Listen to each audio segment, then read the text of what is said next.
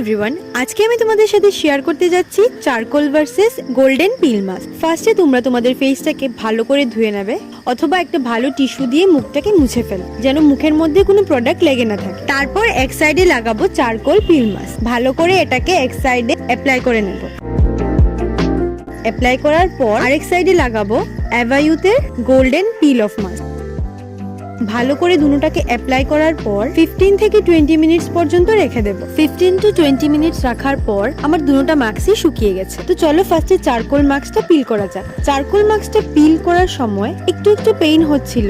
আমার স্কিন থেকে white heads are ছোট ছোট বেবি হেয়ার উঠে গেছে, যার কারণে আমার স্কিনটা অনেকটা ফ্রেশ লাগছে। গোল্ডেন পিল মাস্কটা খুব সহজেই উঠে যাচ্ছিল। মুখের মধ্যে অল্প অল্প মাস্কগুলো লেগে আছে। চলো মুখটাকে ধুয়ে আসি। মুখটাকে ধোয়ার পর আমি এতটুকু বুঝতে পারলাম গোল্ডেন পিল মাস্কটা লাগিয়েছিলাম সেই দিকটা অনেকটা গ্লো করছে, আর যেদিকে আমি চারকোলটা লাগিয়েছিলাম এই দিকটা অনেকটা